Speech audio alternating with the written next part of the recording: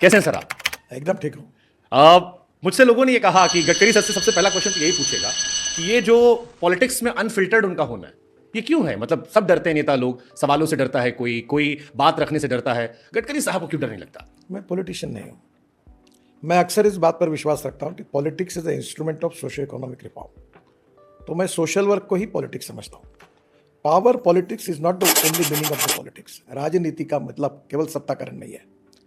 राजनीति है लोकनीति, धर्मनीति और समाज नीति है। और जो गरीब है, असहाय है, शोषित है, पीड़ित है, उनके जीवन को बदलने की कोशिश करना, उनको सस्टेनेबल डेवलपमेंट के साथ उनके जीवन को सुसह्य बनाना, ये मुझे लगता है कि पॉलिटिक्स का मकसद है। मैं कोई साधु सन्यासी नहीं हूँ। मेरा घर, मेरा परिवार, मेरे बच्चे, मैं अपना बिजनेस तो भी नहीं करता, पर मेरा सब करके मैं घर परिवार संभाल के फिर काम करता हूँ। और मैं शिक्षा के क्षेत्र में 1200 एकल विद्यालय ट्राइबल सेक्टर में चलाता हूँ। मैं हेल्थ सर्विसेज में मैंने 50,000 से ज़्यादा हार्ट के ऑपरेशन कर दिए, 900 लोगों को पैर लगा दिए। जैसे किसी को चुनाव जीतने से आनंद होता है, तो मुझे किसी का हार्ट ऑपरेशन, किसी कैंसर की जान बचने से मुझे खुशी होती है।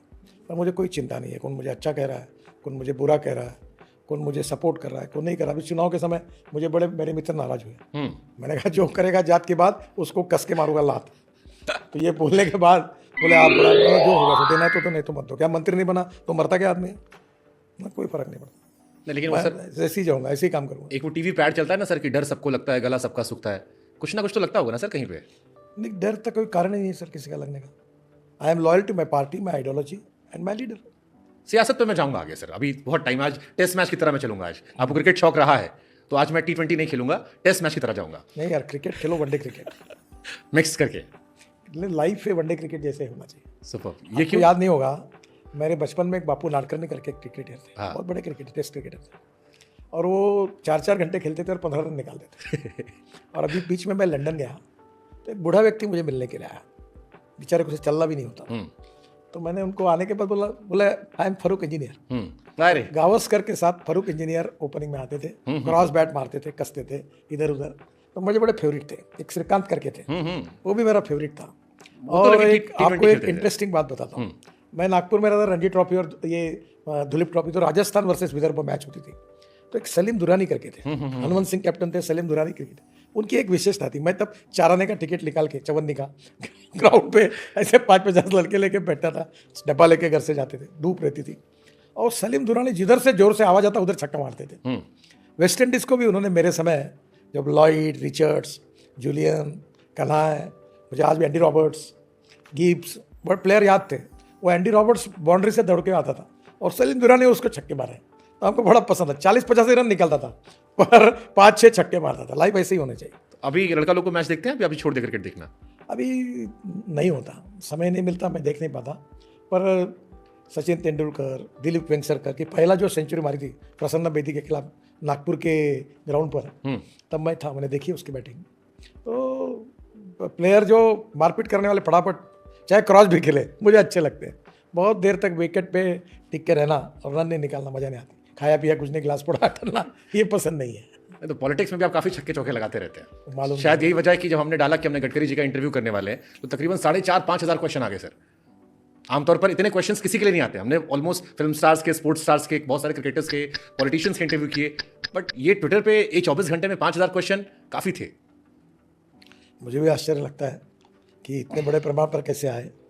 और एक बात तो जरूर है कि लोगों का प्रेम, लोगों का विश्वास, उनका समाधान, ये राजनीतिक नेता के लिए सबसे बड़ी पूंजी यही होती है कि लोग जब आपके प्रति प्रेम रखते हैं, विश्वास रखते हैं, that is to be a great satisfaction. वो मुझे कभी कभी दिखता है लोगों का प्रेम, तो मुझे बड़ा अच्छा लगता है। Do you believe in destiny sir? Sir मैं श्रद्धावान हूँ, अंधश्रद्धा वाला नहीं हूँ, पर मैं भगवान को मानता हूँ। एक अद्भुत शक्ति रहती है जो सब बातों को चलाती है, इस बात पर मेरा विश्वास है। नहीं, ये मैंने इसलिए पूछा क्योंकि जब मैं आपकी पॉलिटिकल लाइफ देखता हूं तो 95 में जब आपने स्टार्ट किया तब से लेकर अब तक ये पीडब्ल्यूडी डिपार्टमेंट आपके आसपास डिजाइन किया गया था ऊपर वाले की तरफ से। नहीं, इसकी कहानी ऐसी है कि 95 में शिवसेना और बीजेपी की सरकार आई और Gopinath Munde deputy chief minister बने, मनोहर जोशी चीफ मिनिस्टर बने। और पहले मंत्रिमंडल में मैं नहीं था। फिर 6-7 महीने के बाद नया एक्सपांशन हुआ, तब गोपीनाथ मुंडे जी बीजेपी के नेता थे। तो मैं उनके पास गया तो उन्होंने कहा नितिन, मेरे पास 2 डिपार्टमेंट तुम्हारे लिए है, एक पावर है और दूसरा पीडब्ल्यूडी है। उस समय एनरॉन का झमेला चल रहा था बहुत, एनरॉन को कैंसिल करना, ये करना। तो बोले ये एनरॉन में थोड़े कॉम्प्लिकेशंस हैं, तो मेरा व्यक्तिगत रूप से ऐसा लगता है कि तुम ये पीडब्ल्यूडी डिपार्टमेंट देखो, तो और इसके ऊपर तुम्हारी इच्छा होगी तो पावर भी मैं एक में से कोई भी सिलेक्ट कर सकता हूँ। तो मैंने कहा ये आप जैसा कह रहे हैं मुझे पीडब्ल्यूडी दो, ना मैं इंजीनियर हूँ, ना मुझे ब्रिजेस टनल रोड के बारे में कुछ समझता है, ना कुछ आता है। वैसे मैं वनडे क्रिकेट ज़्यादा मंत्री बना, और फिर Mumbai Pune express highway, Worli Bandra sea link project, 55 flyover, ये करने का सौभाग्य मिला, पब्लिक से पैसा खड़ा किया। और ससुर जी के घर पे बुलडोजर चलवा दिया। नहीं, वो तो मैं आज भी इस मत का हूँ। मैं बोलता हूँ कि जो लाइन मारो, जो आए बीच में, बीजेपी आए, कांग्रेस आए, हिंदू है, मुसलमान आए, कोई भी आए, तोड़ डालो। घर में डांट नहीं पड़ी आपको फिर? बड़ी डांट। मैंने कहा कि मैं आप पहले बता दे तो हम ही तोड़ देते, आपने तोड़ने की क्या जरूरत थी, ऐसा होता है। But that's how Nitin Gadkari sir is, और इसीलिए शायद आपको सत्ता पक्ष और विपक्ष दोनों में लोग पसंद करते हैं। कौन पसंद करता मुझे मालूम नहीं है। मैं अक्सर एक याद रखता हूँ, मैं तो चला जिधर चले रास्ता, मुझे क्या पता कहाँ मेरी मंजिल, ऐसे ही मैं चलता हूँ। एक ने मुझे बोला अभी बहुत बड़े इंटरव्यू में, आप बहुत सोचते हो, बहुत मेहनत करते हो, आज भी कुछ सोचते होंगे। मतलब हाँ, क्या सोच रहे हो? मतलब आज रात को कौन से होटल में खाना खाना और क्या खाना, यही मेरा सोचने का विषय रहता, बाकी कोई सोचता नहीं। अभी भी समोसे खाते हैं आप? हाँ बिल्कुल खाता हूँ। पोहा तो खिलवाया आपके यहाँ लोगों ने हमें।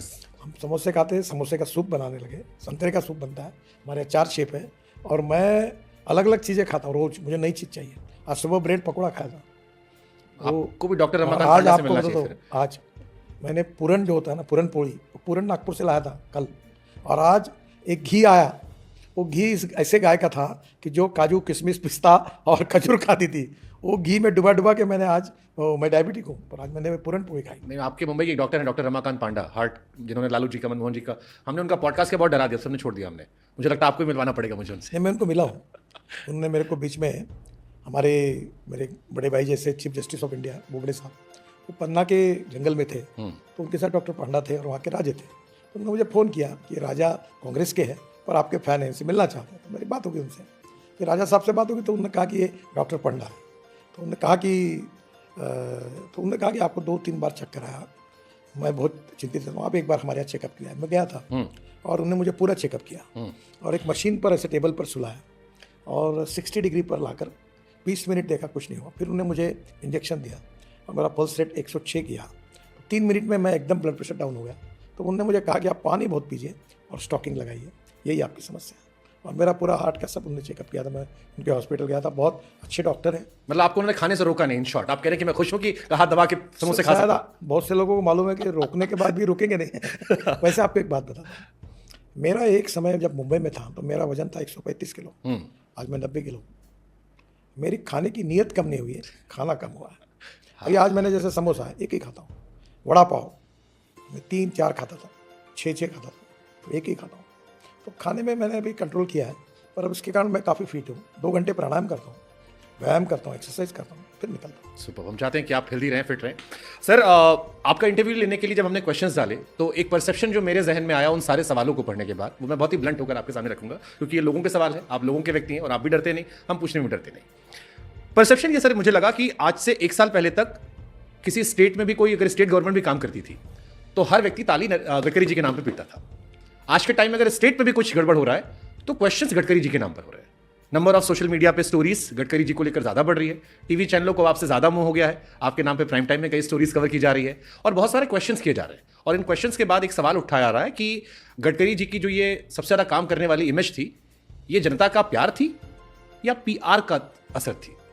मेरा प्यार तो है ही नहीं कुछ, मेरे कोई प्यार नहीं, मैं कोई पत्रकार के पास जाता नहीं, कोई मेरा इंटरव्यू नहीं, मैं अनऑर्गेनाइज हूँ, इनडिसिप्लिन, मेरा कोई प्यार नहीं। एक बात जरूर है कि मैं अपना काम के लेकर जो कानूनी काम लेके आता है सबका करता हूँ, गलत काम होगा तो सामने मुंह पे बोल के वो नहीं करता। और मैं अक्सर एक बात याद रखता हूँ जो मैं मेरे घर पे लिखी हुई है, मनसा सततम स्मरणीयम वचसा सततम वदनीयम लोकहितम मम करणीयम। जो बात मैंने आपके कही कि politics is the instrument of socio economic reform, ये केवल बोलने के लिए और कहने के लिए नहीं, मैंने अपने जीवन के जीवन पद्धति में उसका अनुकरण करता हूँ।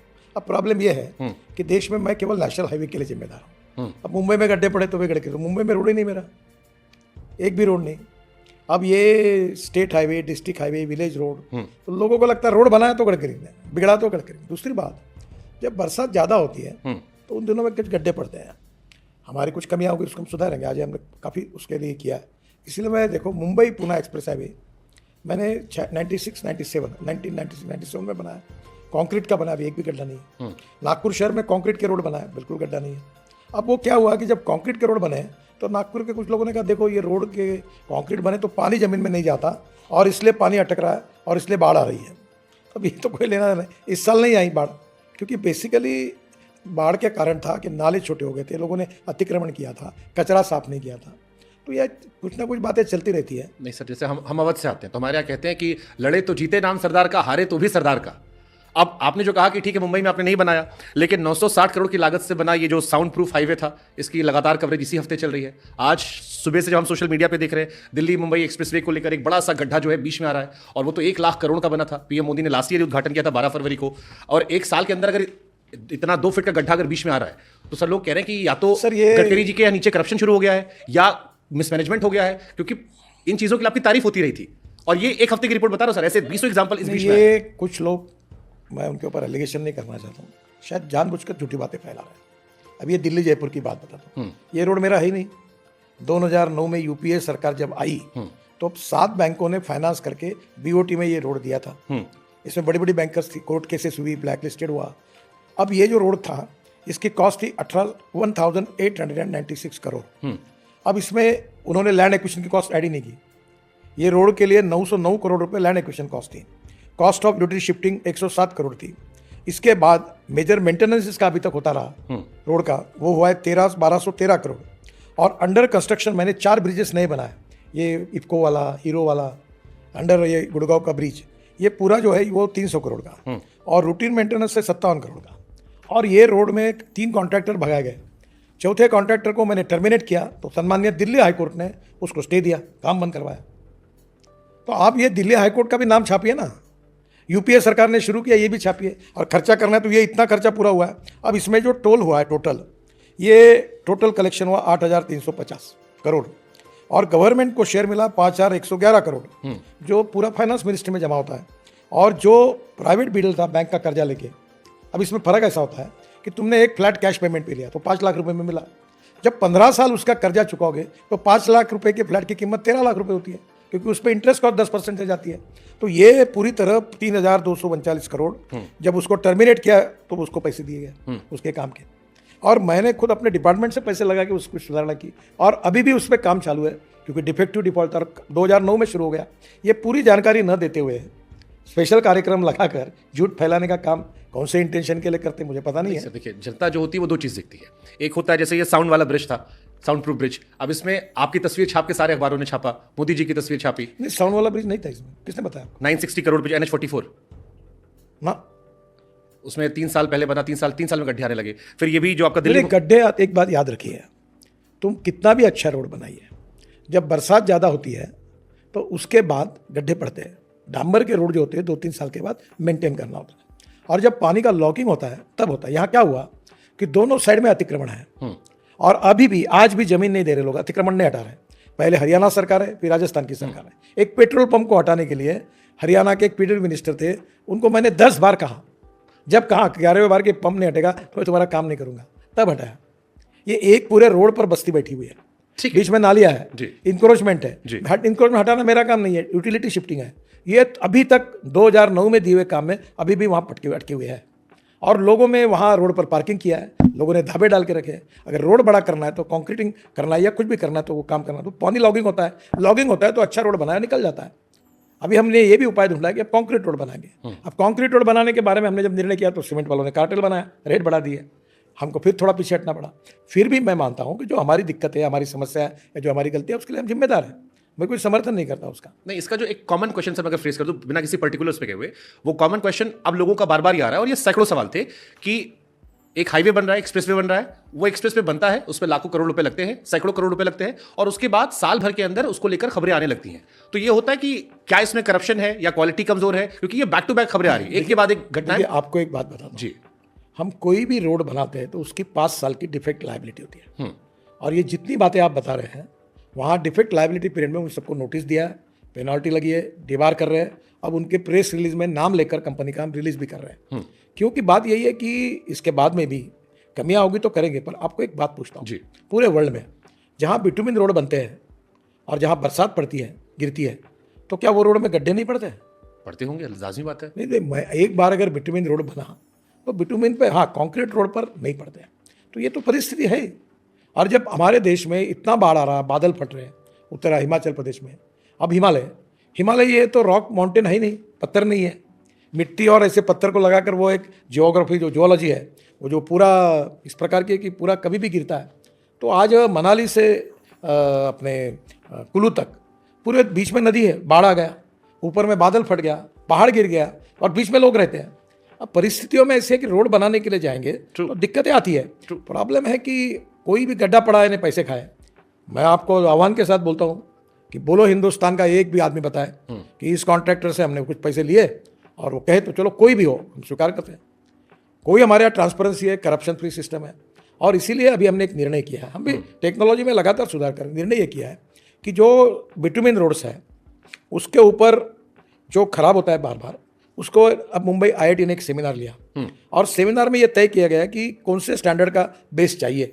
अगर वो होगा तो उसके ऊपर हम अल्ट्राटेक की टेक्नोलॉजी आई है, वाइट टॉपिंग, और उसके ऊपर कॉन्क्रीट करते हैं 8 इंच का, तो टिका हुआ है पूरे नागपुर शहर में। मैंने 20-20 साल हुए, अच्छे रोड बने, तो अब वो कॉन्क्रीटिंग भी करेंगे। प्रॉब्लम क्या होता है कि जैसे जिसका जन्म होता है उसका मृत्यु होता है। तो मृत्यु हो गया तो क्या डॉक्टर को दोषी मानो? ऐसा थोड़ी होता है। अगर डॉक्टर ने गलत दवाई दी, गलत उपचार की तो बात सही है। जन्म लेती है, अगर डॉक्टर गलत दवा दे दे, लड़का बीमार पड़ जाए, तब तो डॉक्टर साहब को लोग पकड़ते हैं। पहली बात तो बताइए कि मुझे गलत दवाई दी तो मैं बिटुमिन के बजाय किससे रोड बनाता? बताइए आप मुझे बताइए। एग्रीगेट नहीं मिलता है, फ्लैश देने वाले मना करते हैं, यूटीडी शिफ्टिंग में करते करते 2-2 साल चले जाते हैं।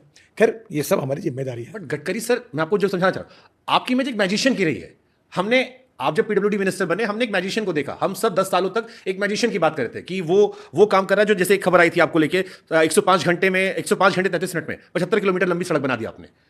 आपकी तारीफों से खबरें पटी थी। अब हम जब देख रहे हैं, एक खबर आती है कि गडकरी जी ने रोड बनाए, तेज चलती सड़कें, गाड़ियां तेज चलती हैं। एक गाड़ी हवा में उड़ने लगी, लोगों ने कहा अगर थोड़ा सा और उड़ती तो शायद टेक ऑफ कर जाती। आपने अगर वो वीडियो देखा हो? मैंने देखा है और उस कॉन्ट्रैक्टर पर कड़ी कार्रवाई की है। वो क्या होता है कि ये जब हमारा एग्रीगेट आता है, इसके ऊपर एक वाइब्रेटिंग रोलर घूमता है, और रोलर में अरेंजमेंट ऐसी होती है, रोलर होते बड़े, तो 60 टन का भी कॉम्पैक्शन करता है। तो ये क्या करते हैं बदमाशी, उसको घुमाकर वो 15 टन या 20 टन का करते हैं। तो उनका जो है पूरा कॉम्पैक्शन नहीं होता, तो 6 इंच अगर उन्हें बचा तो उतना मटेरियल बचता है, उसमें बदमाशी करते हैं। हम पूरे प्रकरणों को IIT रुड़की और सेंट्रल रिसोर्स इंस्पेक्शन के लिए भेज दिया हमने। पूरा चेकिंग करेंगे और गवर्नमेंट लेबॉर्ट्री से चेकिंग करेंगे। मैंने सुना कि एक कोई श्रीराम करके लेबॉर्ट्री को भेजा गया, आज ही मैंने कहा ये धंधा बंद करो। गवर्नमेंट जांच करेगी और जो हाथ में मिलेगा उसको रगड़ेंगे, हम किसी को नहीं छोड़ेंगे। सर यही पाएगा कि ये प्रक्रिया क्या बनते वक्त फॉलो नहीं हो सकती थी? आपको एक बात बता जी, तुम जितनी बातें कह रहे हो उसकी शुरुआत 25 जून के बाद हुई है और अब उसके कंप्लेंट्स का अब कम होते गई है। ये पूरा जो बरसात के दिनों में जो हुआ है ये हुआ। True. अब बरसात के दिनों में कुछ रोड अच्छे कुछ नहीं है, क्योंकि पानी कहीं ज्यादा पड़ता है कहीं कम होता है। सही बात है। बाढ़ आता है, सही बात है। बाढ़ के बाद ब्रिज तक उखाड़ के ले जाते हैं, तो बाढ़ के कारण दोनों बाजू में पानी आता है। पानी जो अटक जाता है तो ड्रेनेज सिस्टम फेल होती है, तो वो डामर को उखाड़ के फेंकता है। तो ये पूरी कंप्लेंट 3 महीने की है। इसमें कुछ बातों में अगर टेक्निकली कुछ कमी आ रही है और कॉन्ट्रैक्टर ने गलत काम किया है तो सबके ऊपर कड़ी कार्रवाई करेंगे। अच्छा, एक पॉलिटिकल क्वेश्चन मेरे मन में आता है, क्या आपको लगता है कि आपके खिलाफ एक कैंपेन भी चल रहा है अनसेट तरीके से? क्योंकि ये खबरें बहुत तेज हाईलाइट हो रही है और ये जो आपके बहुत समर्थक रहे हैं, या माउथ ऑफ वर्ड की बात करो, आई डोंट नो आपकी टीम आप तक कितना पहुंचाती है, बट माउथ ऑफ वर्ड में जो आपकी तारीफों से पटा कमेंट सेक्शन होता था, वो सवालों से पटा कमेंट सेक्शन आ गया। ये संयोग हो सकता है या प्रयोग हो सकता है? देखो, अभी एक मेरे पास लिस्ट है कि ये रोड के बारे में टोटल हमारे पास जो हमने टोटल इंस्पेक्शन किया है 2 हफ्ते में 50,000 किलोमीटर का इंस्पेक्शन किया है। 12,000 डिफेक्ट मिले हैं। हाँ, 30 करोड़ रुपए की हमने पेनल्टी दी है और दीवार भी कॉन्ट्रैक्टर को और अथॉरिटी इंजीनियर को किया है, और टर्मिनेशन में साइट इंचार्ज है उनके ऊपर भी कार्रवाई की है। और 12,000 डिफेक्ट में से लगभग 8,500 डिफेक्ट हमने इम्प्रूव भी किए हैं। अब ये ऐसा है कि ये पहली बात तो ऐसी है कि हर बरसात में ये प्रॉब्लम आता है। पिछले साल भी आया था। जिन राज्यों में ज़्यादा बरसात होती है 3 महीने में आता है, पर इसका मतलब ये नहीं है कि सब प्रॉब्लम बरसात के हैं। सब प्रॉब्लम कितनी भी बरसात है तो क्वालिटी की भी है, हम उनको जांच रहे हैं। बरसात के प्रॉब्लम अच्छा रोड बनाने के बाद जो उसका भी इंस्पेक्शन कर रहे हैं। IIT की टीम और ये लगा के करेगी। जो कार्यकर्ता का काम ठीक नहीं होगा उसको पूरी तरह कार्रवाई करेंगे, दीवार भी कर देंगे, उसको टेंडर नहीं भरने देंगे, उसकी बैंक गारंटी जब्त करेंगे, अधिकारियों को सस्पेंड करेंगे, पूरी कार्रवाई करेंगे। जैसे गडकरी बार बार कहते हैं कि कोई एक आदमी आ जाए जिसने मुझसे कहा कि मैंने उससे पैसे लिए हो या करप्शन किया हो, या आप हर बार सीना ठोक के कहते हैं और आप पर कोई क्वेश्चन नहीं करता। तो खाया नहीं तो मैं कैसे डरूंगा? Exactly. बट अगर आपके नीचे वाले डिपार्टमेंट में, जैसे आप कह रहे हैं कि कॉन्ट्रैक्टर अब आप चेक करेंगे जब ये घटनाएं बैक टू बैक आ रही साल भर के अंदर, सो डू यू बिलीव कुछ चेंज करने की जरूरत है?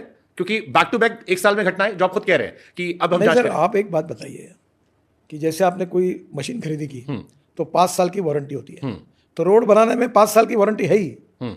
अभी ये वारंटी हम 10 साल की कर रहे हैं, ताकि रोड बनाने के बाद 10 साल मेंटेन भी वही करेगा और गारंटी वही लेगा।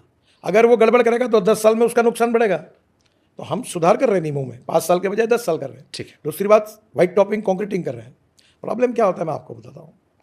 आउट ऑफ बॉक्स नई टेक्नोलॉजी को लेने के लिए सरकार को एक मंत्री नहीं चला था। NHAI अलग बॉडी है, सेक्रेटरी वाले मिनिस्ट्री की अलग बॉडी है, फिर उसका DG है, उसका टेक्निकल डायरेक्टर है, फिर टेक्निकल डायरेक्टर रिपोर्ट बनते हैं। अच्छा, उनके रिपोर्ट नहीं आया तो गडकरी ने अपने मन से निर्णय किया, इसके कारण हुआ करके नया क्वेश्चन तैयार होता है। पूरे सिस्टम को कन्विंस करते करते भी समय लगता है। पर मैं ये मानता हूँ ये मेरी जिम्मेदारी है, मैं उनको दोष नहीं देता और मैं रगड़ूंगा सबको। अगर दोष होंगे तो किसी को बर्दाश्त छोड़ूंगा नहीं और निश्चित रूप से इसके ऊपर कड़ी कार्रवाई करूँगा। ठीक है। एक और सर, मुंबई नागपुर समृद्धि एक्सप्रेसवे, अब मैं कल आपको लेकर अखबारों पढ़ रहा था, एक किसी अखबार ने उसको किलर एक्सप्रेसवे लिखा, क्योंकि उसमें जो डेटा निकला वो दिसंबर 2022 से जुलाई 2023 के बीच में तकरीबन 600 से अधिक दुर्घटनाएं हो गई, 88 से ऊपर की मौत हो गई, और ये बहुत चर्चा में रहा। जो लोग करते हो आप क्यों कर रहे हो? जो लोग करते हो आप क्यों कर रहे हो? आपको मालूम है क्या, ये रोड मेरा नहीं है, ये महाराष्ट्र सरकार ने बनाया हुआ रोड है। ओके। अब तुम ये तो आज जो अभी बोल रहे थे कि लड़का बलते का ही है और माँ बाप बलते को पकड़कर उसको आप पकड़ोगे, सजा दोगे तो नहीं, कैसे ये होगा? क्वेश्चन मैंने इसलिए रखा सर क्योंकि जो इंडिया में लास्ट 5 ईयर का डेटा है एक्सीडेंट का। इसलिए अच्छा किया आपने क्वेश्चन रखा। समृद्धि महामार्ग से मेरा कोई लेना देना नहीं। चलिए, समृद्धि महामार्ग ये महाराष्ट्र सरकार ने बनाया है, ये उनका रोड है। ठीक है, बट इंडिया में ये ऐसे ही होता है। ठीक है, अच्छी बात है। कुछ बिल ये मेरे भी नाम से ऐसे फुकट के बात। अच्छी बात, आज हम बहुत सारे कंसेशन भी दूर करेंगे, बट एक डेटा जो टोटल इंडिया का है वो ये है कि लास्ट 5 ईयर में 2023 में जो डेथ रोड एक्सीडेंट है इंडिया में, उसमें कुछ आपके स्टेट्स होंगे, कुछ नेशनल हाईवे पे होगा, कुछ स्टेट हाईवे का होगा, वो बहुत बढ़ता जा रहा है। तो ये तो एक कंसर्न सर ओवरऑल होगा ना कि कैसे इसको रोक सकते हैं हम? सर पहली बात तो ऐसी है कि हमारे देश में ये बिल्कुल सच्चाई है कि 5 लाख एक्सीडेंट होते हैं और 1,68,000 मौतें होती है, और जो मरने वाले लोग हैं वो 18 से 34 एज ग्रुप में 60% है। दूसरी बात, NHAI के ऊपर करीब 40 से 45% हमारे रोड पर एक्सीडेंट होते हैं, लोग मरते हैं, बाकी स्टेट हाईवे है। तीसरी बात, इसमें 4 बातें प्रमुख है। ऑटोमोबाइल इंजीनियरिंग, हमने Bharat NCAP, star rating, 6 airbag, सब अच्छी तरह किया। अब गाड़ियों को हमने अच्छा बनाया, बस का कोड नया बना दिया। ये बस में हथौड़ा लेके जो बड़ा बनाते ना, वो भी बंद हो जाएगा। अब दूसरी बात है रोड इंजीनियरिंग। हमारे DPR वाले, मैं 10 साल से, अभी मैं बाहर बोल नहीं सकता, 10 साल से मैं हमारे हर सेक्रेटरी को, हर इसको बोलता हूँ कि ये गलत हो रहा है, ये सुधारना है हमको। वो ऑर्डर ही नहीं निकालते, वो लोएस्ट वाला स्वीकारते। मैंने बोला आपका हार्ट का ऑपरेशन करना है तो क्या आप टेंडर निकाल के कोई आदमी के पास जाओगे क्या? होटल में जाना है तो आप अच्छे रेस्टोरेंट में जाते हो, ये क्यों नहीं करते? अब भी हमने वो करते करते पीछे लगते हुए 10 साल लगे। अब हमने एक DPR बनाने की गलती हमारी है। हमारे यहाँ कम से कम 34,000 ब्लैक स्पॉट्स हैं। अभी हमने करीब 9-10 हज़ार ब्लैक स्पॉट्स इंप्रूव किए जो एक्सीडेंट स्पॉट थे। अब हमने बड़े प्रमाण पर जो स्पॉट्स है, जैसे कहीं अंडरपास चाहिए, कहीं ब्रिज चाहिए, तो ये UPA सरकार में क्या हुआ कि प्रोजेक्ट की वायबिलिटी बढ़ाने के लिए ये इन्होंने इस प्रकार के काट दिए, उससे नुकसान हुआ। मैं उसको दोष नहीं था, हम उसको रेक्टिफाई कर रहे हैं, सब ब्लैक स्पॉट्स को इंप्रूव करेंगे। केवल ब्लैक स्पॉट्स को नहीं, जो लैंडस्लाइड्स हो रही वो भी स्पॉट हमने निकाले, वो भी हम वर्ल्ड की बेस्ट टेक्नोलॉजी का उपयोग करके उसको भी सुधारेंगे। और जैसे बद्रीनाथ केदारनाथ है, 4 धाम, 750 करोड़ हो गए, 150 करोड़ करना है। अब वहाँ हम लोग रोड के बजाय कोशिश करेंगे कि पहाड़ के बाजू से वायडक्ट ले जा सकते हैं क्या, या अंदर से टनल बनाने की जरूरत है क्या? क्या रोड के बीच में हम सीमेंट कंक्रीट की ऐसी आर्टिफिशियल टनल बना सकते हैं क्या, जैसे द्वारका एक्सप्रेस हाईवे में एयरपोर्ट तक जाने के लिए हमने बनाई है। तो अब धीरे धीरे हम लोग सभी टेक्नोलॉजी का उपयोग करके कर रहे हैं। पर एक बात मैं पूछना चाहता हूँ, रेड सिग्नल लगा तो रुकना चाहिए, लेन डिसिप्लिन का पालन करना चाहिए। हेलमेट न पहनने से 30,000 लोग मर गए, उन्होंने हेलमेट नहीं पहने। क्या ये जो बातें हो रही, विशेष रूप ड्राइविंग लाइसेंस कैसे लाते हैं? RTO में जाके परीक्षा पास करके लाते क्या? मैं अगर ये मीडिया वालों को भी पूछूं, तुमको जुगाड़ ड्राइविंग लाइसेंस कैसे मिला है? तो प्रॉब्लम ये है कि ये जो ह्यूमन बिहेवियर है, कानून के प्रति डर भी नहीं और सम्मान भी नहीं है, हमारी बहुत बड़ी समस्या है। मेरी भी जिम्मेदारी है, मैं टालता नहीं। देखो, पहली बात मैं कहता हूँ कि मैं कोशिश करने के बाद में लोगों की जान नहीं बचा सका, ये मैं स्वीकार करता हूँ। पर मुझे बताइए, एक महिला अपने एक लड़के को कंधे पे रख रही, दूसरे हाथ को पकड़ रही है, और वो जो है वो बीच में जो रोड है ना क्रॉस करने का, छलांग मार के कूद के जा रही है और एक्सीडेंट हुआ। तब मैंने अभी हमारे लोगों को कहा कि हिंदुस्तान की जनता ये ओलंपिक स्टैंडर्ड के प्लेयर है छलांग मारने में, अब ऐसा बीच में करो खड़ा कि छलांग मार के भी नहीं जा सके तो ही रुकेंगे। नहीं, बट जैसे कई जगह सर जो आवारा पशु होते हैं, ये भी एक बड़ा कॉमन क्वेश्चन था कि कई जगह आवारा पशु आते हैं हाईवे पे भी, और वो भी एक बड़ा इशू आता है ट्रक ड्राइवर्स को लेकर था कि वो लेन। आपको बताता हूँ, ग्वालियर से झांसी का रास्ता है, मैं खुद गया था, 4 बार मरते मरते बच गया। वहाँ पूरे लोग रात को ये बीच में पूरे अपने जानवरों को रोड पर छोड़ देते हैं। मैंने पुलिस को, SP को डांटा, तुम क्या करते हो? राज्य सरकार को लिखा क्योंकि जानवर रोकना तो मेरा काम नहीं है। आपके लिए तो पूरा रोड भी खाली मैं 4 बार मरते मरते बड़ा बच्चा रात को जा रहा था, और पूरे सब ऐसे रात को स्पीड में रोड अच्छा बन गया, 120 किलोमीटर की स्पीड से गाड़ी जा रही है और बीच में आ गई गाय भैंस। तो प्रॉब्लम यह है कि जब तक जनता का भी सहयोग नहीं मिलेगा, कानून के प्रति डर और सम्मान, और कानून का मैं पालन करूंगा, ये तब जनता में ये जिस प्रकार का ह्यूमन बिहेवियर में चेंज नहीं होगा, तब तक पूरी सफलता। इसके लिए आपकी साइड से क्या एफर्ट्स किए गए? रोज कार्यक्रम कर रहे हैं, एनजीओ को, इंस्टीट्यूशंस को। अमिताभ बच्चन और मैंने वो बड़ा कार्यक्रम किया एक चैनल पे, सब लोगों को कह रहे हैं। चलिए, इस बार अमिताभ बच्चन याद थे वरना हमने सुना था एक बार कॉल आया था आपको, आप शायद पहचान ही नहीं पाए थे कि अमिताभ बच्चन साहब हैं वो। हमने सब काफी लोग, अक्षय कुमार ने एडवर्टाइज कैंपेन किया, ये अपने त्रिपाठी करके, पंकज त्रिपाठी, सबका हमने पॉडकास्ट, उन्होंने भी किया, तो काफी लोग मदद कर रहे हैं। ये भी किस्सा सच है ना सर? अमिताभ बच्चन जी ने तारीफ की थी आपकी एक बार मुंबई में और आपने फोन पे पहचाना नहीं था। सर आप एक बात बताइए, मुंबई पुणे हाईवे पे अभी भी एक गड्ढा नहीं पड़ा बरसात में, जब में सबसे ज्यादा बरसात कोकण में होती है। तो फिर तुम ये, अब देखिए, आप क्वेश्चन दे रहे हैं मुझे। नहीं, तुम कोई सोशल मीडिया में ये नहीं लिखते कि गडकरी ने 25 साल बनाए हुए रोड पर एक भी गड्ढा नहीं। तो यही तो है ना, जहां पे तारीफ थी वहां तारीफ, लड़े तो जीते नाम सरदार का। अब जहां आज जो खबर आई 2 फीट का गड्ढा दिख रहा है, तो वो क्वेश्चन भी फिर आपका, अमिताभ बच्चन जी की तारीफ भी आपकी, 2 फीट गड्ढा भी आपका। सर वो गड्ढा सही है, और उसमें आपने मेरे ऊपर टीका टिप्पणी कोई तो गलत नहीं। कॉन्ट्रैक्टर ने क्या किया, वो गड्ढा क्यों था? वो कुआं था, और कुएं के बीच में जब रोड बनता है तो कुएं को रेती पत्थर, उसका एक ये फार्मूला है, वो तय करके भरना चाहिए था। वो कॉन्ट्रैक्टर ने क्या किया, पूरी मिट्टी भर दी। मैं रोज कॉशियसली सब बातों को चेक कर रहा हूँ, और मिट्टी भरने को तो कॉन्ट्रैक्टर को छोड़ूंगा नहीं मैं, उसको बोलो 3 साल के लिए उसको निकाल दूंगा इसमें से, काम नहीं कर पाएगा वो, तो बैंड बजाऊंगा। अब जैसे मुंबई वाले हम कॉन्ट्रैक्टर को थोड़ी नहीं याद कर रहे हैं, तो गडकरी सर की तारीफ कर रहे हैं। नहीं, तो इसलिए मैं कॉन्ट्रैक्टर की गलती के लिए, हमारी जिम्मेदारी है, मेरी जिम्मेदारी है, डिपार्टमेंट की है, हमारे इंजीनियर कंसल्टेंट, ये जो अथॉरिटी इंजीनियर, वो छोड़ूंगा नहीं उनको। अच्छा, एक परसेप्शन जैसे मेरे मन में बात आता है, आपने स्पीड अप बहुत किया है, हाईवे बनने की जो रफ्तार है काफी तेज हो गई है। कई बार ये क्योंकि बैक टू बैक जो घटनाएं आती हैं, क्या इसकी वजह से भी क्वालिटी पर फर्क पड़ सकता हुआ होगा? क्योंकि स्पीड बहुत हो गई, एक डेटा आता है कि इतने समय में इतना हमने हाईवे बना दिया। सर एक बात है कि पहली बात, रोड की कंस्ट्रक्शन में क्वालिटी में जो टेक्नोलॉजी है, टेक्निक्स है, उसको पालन करना, एग्रीगेट और बाकी सब में कितनी लेवल रखना, कॉम्पैक्शन कैसा करना। और दूसरी बात ये भी सत्य है, जो मैं अपनी जिम्मेदारी नहीं टाल रहा हूँ, जहाँ ज़्यादा बरसात होती है एवरेज से ज़्यादा, वहाँ रोड उखड़ जाते हैं, पुल बह जाते हैं। इसका मतलब पुल कंक्रीट के बने वो कमज़ोर बने, ऐसा नहीं होता, ये होता है, ये एक्सीडेंट्स है। तो दोनों बातों के लिए मैं ये मानता हूँ कि हम उनमें से सीखें, और जो जो कमियाँ उसको सुधारें। कितनी भी बरसात है, कितनी भी बड़ा बाढ़ है, तो भी हमारा ब्रिज टिकना चाहिए, हमारे रोड टिकने चाहिए। रोड के बाजू में जो हमारी नालियाँ है, जिसमें ड्रेनेज पानी बहना चाहिए। मैं अनेक हमारे पीडीआरओ को बोलता कि एक भी बताओ कहाँ पानी बह रहा, तो वो बोलते कॉर्पोरेशन का काम है, नगर परिषद का काम है। मतलब बनाया तुमने ड्रेनेज, उनका कैसे काम है? तो कुछ बार जो लोग इस प्रकार से ओनरशिप नहीं है, काम नहीं कर रहे हैं, और जो इसके लिए जिम्मेदार है, उनका परफॉर्मेंस ऑडिट करेंगे। और कुछ लोगों को हम जबरदस्ती रिटायर कर रहे हैं अभी, जो कोई काम के नहीं, वर्मी कल्चर बनाने के भी लायक नहीं है, उनको हटा लेंगे। कुछ लोगों को कार्रवाई करके पकड़ेंगे, उनको सस्पेंड करेंगे। मैं अब किसी को छोड़ूंगा नहीं, क्योंकि इनके पाप की जिम्मेदारी तो मुझे लेनी पड़ती है, मैं मंत्री हूँ, मैं उनको कुछ छोड़ूंगा, और कॉन्ट्रैक्टर को भी नहीं छोड़ूंगा, और अथॉरिटी इंजीनियर को, सबका बैंड बजाऊंगा अच्छी तरीके से, जिंदगी में नहीं भूल पाएंगे ऐसा बजा दूंगा। ठीक है, तो हम इस टॉपिक से अगले टॉपिक चलते हैं। एक बड़ा कॉमन क्वेश्चन सर आता है, जो आजकल आपको लेके सबसे ज्यादा सोशल मीडिया पे 4000 में 2 से 2500 कमेंट तो इसी टॉपिक के आसपास चल रहे थे। वो है कि गडकरी साहब खुद लोअर मिडिल क्लास फैमिली से उठे, बड़ा नाम कर लिया, लेकिन आज इतना टोल लगा दिया है कि हर मिडिल क्लास का आदमी परेशान है। और ये आपको लेके धीरे धीरे एक चर्चा का विषय बन गया है। एक चर्चा जो आपने भी देखी हुई, कई सारे टीवी चैनलों ने कवर की, कि अगर किसी की कॉस्ट निकल आ रही है तो उसके बाद क्या। बट एक कॉमन परसेप्शन ये है कि गडकरी साहब सेंट्रल गवर्नमेंट के लिए मनी मेकिंग मशीन बन गए हैं, और उसका सारा बिल जो है वो हिंदी पट्टी के जो बोलने वाले लोग हैं, नॉर्थ ईस्ट का नाम लेकर उन पर डाल दिया है कि तुम अपना देखो, हमको मतलब नहीं है। देखिए मैं आपको बताता हूँ, मैं 3 लाख करोड़ के रोड नॉर्थ ईस्ट में बना रहा हूँ, कुछ बन गए। ब्रह्मपुत्रा पर 7-8 ब्रिजेस बना रहा हूँ मैं। उत्तराखंड, हिमाचल, कश्मीर में 2 लाख करोड़ के रोड बना रहा हूँ, बड़ी बड़ी। केवल जम्मू से श्रीनगर में 18 टनल बन गई सब। फिर मैं उत्तराखंड, हिमाचल में बना रहा हूँ, टनल बना रहा हूँ, रोड बना रहा हूँ, बहुत कठिन है। मैं देखिए, टोल कहाँ से मिलता है? जहाँ इकोनॉमिक ग्रोथ है, जहाँ ग्रोथ रेट ज़्यादा है, वहाँ पर कैपिटा इनकम ज़्यादा है, वहाँ ऑटोमोबाइल गाड़ियाँ है, वही टोल मिलता है। आंध्र, कर्नाटक, तमिलनाडु, महाराष्ट्र, गुजरात, राजस्थान और दिल्ली, पंजाब, हरियाणा, यहाँ से टोल मिलता है। उत्तर प्रदेश, बिहार में उतना टोल नहीं मिलता उतना टोल नॉर्थ ईस्ट में नहीं मिलता, उतना टोल झारखंड में नहीं मिलता, उड़ीसा में कुछ भाग में मिलता है, कुछ जगह ट्राइबल है। मुझे बताओ, मैं जहाँ विकास हुआ नहीं हुआ है वहाँ भी रोड बना रहा हूँ, रोड लेनिंग, एक्सप्रेस हाईवे। अब मुझे बात बताइए कि टोटल हमारी लेंथ है 1,48,000 किलोमीटर, और इसमें से हमारे टोलिंग पर केवल 48,000 किलोमीटर टोलिंग होता है, बाकी तो वैसे ही है। अब ये रोड जो है, इसके ऊपर मेंटेनेंस करना, खर्चा करना, ये तो हमको करना ही पड़ता है।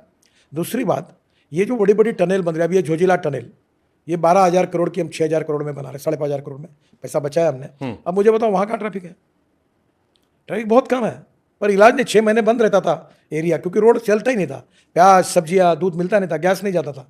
क्या उनके लिए करना नहीं चाहिए? और अगर ये करेंगे तो इकोनॉमिकली नॉन वायबल प्रोजेक्ट है। तो अगर हम यहाँ से कुछ पैसे मिलते हैं तो पहली बात तो टोल का पैसा जो आता है वो पूरा हमारा सेंट्रल किटी में जाता है, सेंट्रल किटी में फाइनेंस मिनिस्ट्री के पास, और फाइनेंस मिनिस्ट्री बजट को लेकर फिर हमको बढ़ा कर देखिए, पैसा एकदम देती है। सही क्वेश्चन पूछा था मैंने कि जो लोगों ने कहा कि गडकरी जी सेंट्रल गवर्नमेंट के लिए मनी मेकिंग मशीन बन गए। सर मैं आपको एक प्रश्न पूछता हूँ, आज ही मैंने एक 5 स्टार होटल में था, तो उसने प्रश्न पूछा कि तुम टोल लगाते हो, मैंने बोला तुम एक काम करो, तुम ये 5 स्टार होटल में आज कार्यक्रम क्यों लिया? रामलीला मैदान का ऑप्शन था ना, आप चाय पीते टपरी वाला, तुम एक चेयर और मैं एक चेयर लेके मेरा इंटरव्यू होता, फुकट में कार्यक्रम होता। If you want good services you have to pay for it. ये माइक क्यों अच्छे लगाए तुमने? है ना मार्केट में डुप्लीकेट मिलते ना, क्यों नहीं लगा? Valid point. तुम्हारा क्वालिटी चाहिए। अब मैं आपको बताता हूँ, दिल्ली से मुंबई से पुणे जाने के लिए 9 घंटे लगते हैं, अब 2 घंटे लग रहे हैं, तो 7 घंटे का फ्यूल बचा, समय बचा। अब तुम्हारा फ्यूल बचा तो मैं पूरे देश में बजट से, अभी मुंबई में वर्ली बांद्रा जिंदगी में नहीं बनता, 55 उड्डान पुल भी नहीं बनते, हर साल में एक ब्रिज बना नहीं पाता, क्योंकि पैसे नहीं है सरकार के पास। जब मैंने पब्लिक प्राइवेट इन्वेस्टमेंट लाई, मैं उनको 8.05% इंटरेस्ट दे रहा हूँ, पैसे वापस कर रहा हूँ उनके, वो डाल के बना रहा हूँ, पर उसमें जनता का नुकसान नहीं है। अभी दिल्ली से देहरादून जनवरी से 2 घंटे में होगा, अभी कितना लगता है? 9 घंटा लगता है। 7 घंटे पेट्रोल डीजल कम चलेगा, बचत नहीं होगी। दिल्ली से अमृतसर 12 घंटे लगते थे, 4 घंटे में होगा। दिल्ली से कटरा 12 घंटे लगते थे, 14 घंटे, अब 4 घंटे में होगा, 6 घंटे में होगा। मुझे बताइए, बेंगलोर से मैसूर 3.5 घंटे लगते थे, 1 घंटा 10 मिनट में हो गया। अब बेंगलोर से चेन्नई 5 घंटे लगते थे, 2 घंटे में होगा। दिल्ली से जयपुर 5 घंटे लगते थे, अब एक्सप्रेस हाईवे से आप जाओगे 2-2.25 घंटे में पहुंच जाएंगे। जब आपका समय बचता है तो आपका फ्यूल भी बचता है, वैलिड, फिर आपका टाइम भी बचता है। 100%। और एक बात मैं आपको बताता हूँ, देखो एक बात याद रखना, मेरे पास एक ऑप्शन है कि बजट नहीं है तो मत बनाओ, तो फिर ट्रैफिक जाम अभी इतना हो रहा है। मैं दिल्ली के आजू बाजू में 65,000 करोड़ का काम कर रहा हूँ, ये पूरा पब्लिक प्राइवेट में से है। अगर मैं नहीं करूँ, मैं अगर पेरिफेरल रिंग रोड नहीं बनाता, आप मेरे घर पे नहीं आ सकते थे। ये धौला कुआं में ट्रक ऐसे एक के पीछे पूरा ट्रैफिक जाम रहता था। ये पूरे आज भी गुड़गांव के पास जाने वाले रोड पर गाड़ियों की लगातार ट्रक बंद हो गई, क्यों? क्योंकि पेरिफेरल रोड बनाया दिल्ली के बाहर का। अब मुझे बताइए कि अगर हम ये काम के लिए सरकार के पैसे नहीं, पैसा करेंगे तो एक ब्रिज बना पाएंगे मुश्किल से बजट से। अब पूरा पैसा खड़ा कर दिया, 10-10 हज़ार करोड़ का एक काम है। द्वारका एक्सप्रेस हाईवे 8,000 करोड़ का है, ये UR2 10,000 करोड़ का है, दिल्ली मुंबई हाईवे 1 लाख करोड़ का है, ये गुड़गांव का ये पूरा रोड दिल्ली जयपुर का है, इसके ऊपर अभी हमको 2,000 करोड़ खर्चा करने हैं। ये अपना किशनगढ़ तक जाएगा। ये पैसा कहाँ से आएगा? तो जैसे मान लीजिए कोई 2,000 करोड़ में बना था, एक हाईवे आपने 2,000 करोड़ में बनाया, अब अगर उसने 15,000 या 20,000 करोड़ कमा लिए तो या आप थोड़ा टैक्स कम कर सकते हैं, लोग कहते हैं। सर पहली बात तो आपकी गलतफहमी है। जो हमारा बजट बढ़ता है, ये 3 लाख करोड़ जो मैं नॉर्थ ईस्ट में खर्चा कर रहा हूँ, इसमें से 1,000 करोड़ भी टोल नहीं निकल रहा नॉर्थ ईस्ट में। हाँ, अब मैं कश्मीर में 2 लाख करोड़ के काम कर रहा हूँ, वहाँ से 2 लाख में से पैसे निकलना ही नहीं है। मैं दिल्ली मुंबई कलकत्ता का जो ट्रैफिक है, इसमें मिले हुए पैसों से ये कश्मीर उत्तराखंड हिमाचल ट्राइबल एरिया में जंगल क्षेत्र में जहाँ किसानों की है, जहाँ बिहार में रोड बना रहा हूँ। मतलब इन 7 स्टेट्स जो आपने नाम लिया, 7-8 बिहार में आपको याद है, अभी तक मैं जब से मंत्री बना हूँ, मैंने गंगा पर जितने स्वाधीनता के बाद नहीं बने उससे दुगने ब्रिज बनाए। एक ब्रिज 3-3 हज़ार, 2-2 हज़ार, 4-4 हज़ार करोड़ का है। अगर ये नहीं बनता तो बिहार के लोग कैसे जीवन जीते हैं? अच्छा, टोल किससे ले रहे हैं? ट्रक से ले रहे हैं, टेम्पो से ले रहे हैं, मिनी ट्रक से, और कार से ले रहे हैं। स्कूटर वाला फुकट, ऑटो रिक्शा वाला फुकट, ट्रैक्टर में जो अनाज गेहूँ अनाज या गन्ना लेके जाएगा वो फुकट।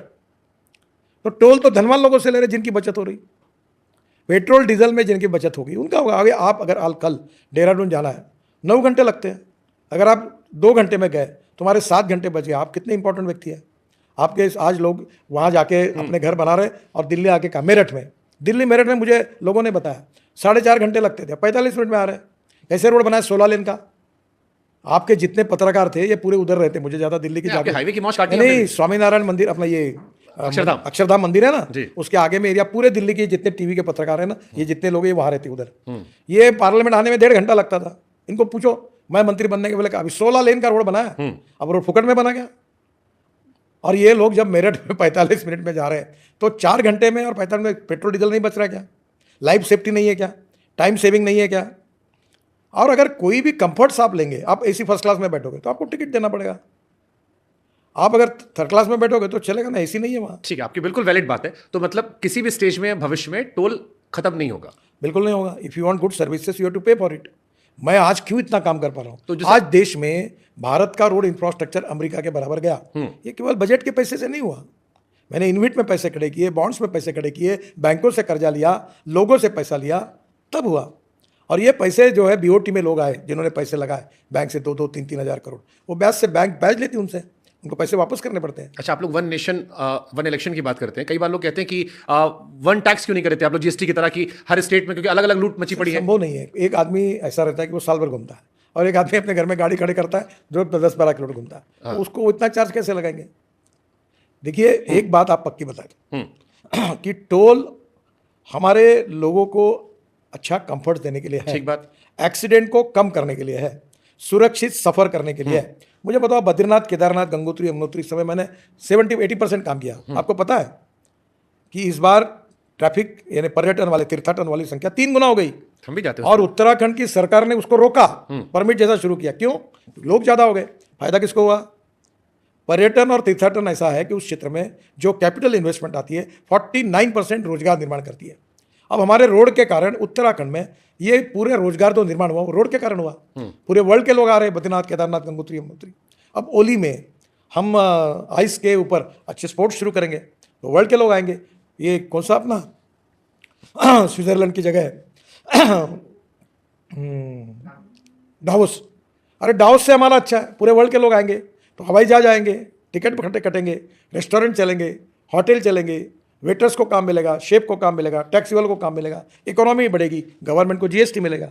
तो देश के प्रोग्रेस और विकास में आखिर ये सब करना है तो हमें करना पड़ेगा। क्वालिटी अगर लेनी है तो टैक्स टोल देना पड़ेगा, ये आपकी बात वैलिड है। अब इसमें क्वेश्चन ये आता है कि सर्विस, पैसा तो टोल का 5 स्टार वाला गया, फिर जो ये घटनाएं आती हैं वो कहते हैं कि सर्विस ढाबे वाली हो गई। सर ये घटना केवल जून एंड के बाद, ये 2-3 महीने की घटना है। इसमें मैं टालता नहीं अपनी जिम्मेदारी। जून के पहले एक भी तकरार नहीं आई थी, एक भी सोशल मीडिया में नहीं आई। अब जो एक आई होगी पर वो लगभग नहीं के बराबर। अब क्यों आई? क्योंकि बरसात के दिनों में बाढ़ के कारण ये ज़्यादा हुआ है। अब इस बार हम और कड़ी कार्रवाई करेंगे, कॉन्क्रीटीकरण करेंगे, गड्ढे जो है उसके बारे में जो कॉन्ट्रैक्टर उनको डिबार करेंगे और कड़ी कार्रवाई करेंगे। ठीक है, एक आपका बयान बड़ा मिसकोट होता है 60 किलोमीटर वाला, कि आपका घर जहां है वहां से 60 किलोमीटर तक आपको टोल नहीं पड़ी, ये कहा जाता है। हालांकि बयान आपने कहा था 2 टोल को लेकर, वो बयान क्या था एक बार क्लियर कर दीजिए, क्योंकि आधे लोग तो यही कंफ्यूज हैं कि गडकरी जी ने कह दिया कि 60 किलोमीटर तक घर तक टोल ले लेगा। पहले ये नियम बना था, उसके बाद क्या हुआ कि हमने कुछ प्राइवेट बीओटी में प्रोजेक्ट निकाला, हाइब्रिड एन्युटी, बीओटी, ईपीसी, अलग अलग मॉडल है। अब क्या होता है कि हमारा रोड बन गया और बाजू में दूसरा रोड आ गया, तो ये बीओटी का नहीं, उसने बैंक में कर्जा लेके किया, तो वो हमको टोल ना अगर हटाएंगे तो उसको कॉम्पेंसेशन देना पड़ता है। पर आपने इसके उपाय ढूंढा है। अब 3 महीने के अंदर पूरे देश में हम सैटेलाइट बेस्ड टोल सिस्टम लाएंगे। तुम जहां से एंट्री लोगे वहां तुम्हारे नंबर प्लेट का या हमारा फास्ट ट्रैक का जो कूपन है वो फोटो निकाल लेगा, और जहां से निकलोगे वहां निकालेगा। उतने किलोमीटर कैलकुलेट करके आपके बैंक अकाउंट से पैसे निकल कर हमारे पास जमा हो जाएंगे। अब आपको पैसे देने नहीं पड़ेंगे। अब क्या हो रहा है कि वो 20 किलोमीटर जाता है और 60 किलोमीटर का टोल देता है। तो मैं इतना ही कहूँगा कि ये थोड़ा सा उसमें गड़बड़ है, और वो करेंगे तो हमको कॉम्पेंसेशन देना पड़ रहा है, वो हमारी तकलीफ है। तो ये भी बात सच है और ये भी बात सच है, और प्रॉब्लम भी है। तो 3-4 महीने के अंदर पूरे देश को सैटेलाइट बेस्ड टोल सिस्टम निकलेगी।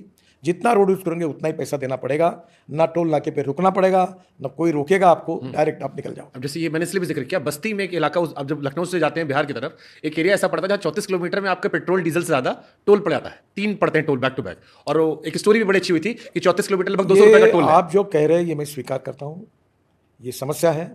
इसको 4 महीने के अंदर हम सैटेलाइट बेस्ड टोल सिस्टम के आधार पर ये सब टोल नाके बंद कर देंगे, तब एक्चुअल जितना आप जाओगे उतने का ही आपको टोल देना पड़ेगा। ठीक है, अब एक हाइपोथेटिकल बड़ा कॉमन क्वेश्चन लोगों का आता है कि नेताओं का टोल नहीं लगता सर, मंत्रियों का टोल नहीं लगता, आम आदमी का ही टोल लगता है, क्यों ना एक व्यवस्था की जाए कि सबका टोल लगे? Why VVIP culture? ऐसे नहीं, एम्बुलेंस का टोल नहीं लगता। आपने 26 कैटेगरी अलग की है जो आपने, बट उसमें दिक्कत लोगों केवल नेताओं से होती है, बाकी तो एडजस्ट कर लेते हैं। वो नेताओं को लेकर थोड़ी लोगों की आंखें चढ़ जाती है कि इनके लिए सब होता है, संसद की कैंटीन में सस्ता मिलता है, सारे मामले इनके अलग होते हैं, जबकि इनको तो और देना चाहिए। मालूम नहीं कि संसद का कैंटीन का सस्ता खाना बंद हो गया? मतलब ये खबरें लगातार। देखिए, पत्रकारों के लिए 6 आयोग बनते हैं, फिर इनके पगार बढ़ते हैं, 6वां वेतन आयोग, 7वां वेतन आयोग, महंगाई भत्ता बढ़ता है। देखो इस देश में नेता लोगों को साइड से तो मिलता है, सब राजा बने बैठे हैं। एक बात समझिए, मैं तो राजनीतिक नेताओं के बहुत ही सामान्य व्यवहार होना चाहिए, इस मत कहूँ, पर अब कभी हमारे सिक्योरिटी के प्रॉब्लम होते हैं। दूसरी बात, क्या लोकतंत्र में हमारे MP, MLA, minister, they are part and parcel of the government?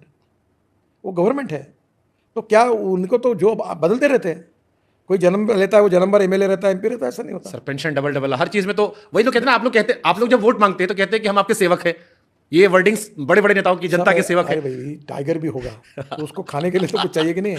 नेता को मैं अब दूसरी बात कहता हूँ, हाँ नेता को फैसिलिटी ज़्यादा देनी चाहिए पर उसके करप्शन को बिल्कुल टॉलरेट नहीं करना चाहिए। आपको मालूम है मेरे घर में रोज़ कितना चाय होता है यहाँ। मेरे यहाँ जो मेरा जनसंपर्क कार्यालय है 5,000 लोग मुझे मिलने के लिए आते हैं। 35 लीटर दूध लेता हूँ, हाफ कप चाय सबको पिलाता हूँ। मेरे घर में आप लोगों को मैं अगर यहाँ 4-4 शेप है, मेरे नागपुर से मैं सामान लाता हूँ, खाना खाते लोग। तुम नेता को भी वैसे रहना पड़ता है। तुम्हारे आता कोई कहीं नहीं तुम्हारे लाइन लगा के आता कोई? लाइन लगा के आपकी तरह नहीं आते, बट आते हमारे यहाँ भी लोग। 5,000 लोग एक बार आओ मेरे जनता दरबार में। 16 पीए मुझे रखिए। अब मेरे पास जब काम इतना होता है तो लोग लगते हैं, टाइपिस्ट लगते हैं, कंप्यूटर ऑपरेटर लगते हैं, पीए लगते हैं, एक एक के अलग अलग डिपार्टमेंट है। दिल्ली का अलग है, मुंबई का अलग है, पुणे में अलग है, नागपुर में अलग है। तो ये सिस्टम को चलाने के लिए हमें ताकत तो लगती तो जो किसी गांव में बैठे किसी ने मुझे मैसेज किया होगा कि गडकरी से पूछा कि नेताजी टैक्स की टोल क्यों नहीं देते, हम क्यों देते हैं, उससे क्या कहेंगे फिर आप? देखिए पहली बात तो ऐसी है कि जो सरकार में मंत्री है और जो एम्बुलेंस वाले हैं, किसान है, किसान जो ट्रैक्टर में अपना अनाज लेके जाता है, गन्ना लेकर, उसको टोल से माफ़ी है। अब दूसरी बात, अगर हमने वो पत्रकार आते हैं मुझे हमारा टोल माफ़ करो, फिर स्वतंत्रता संग्राम सैनिक है, फिर दिव्यांग आएंगे, फिर अंधे आएंगे, फिर और कोई आएगा, महिला आएंगी।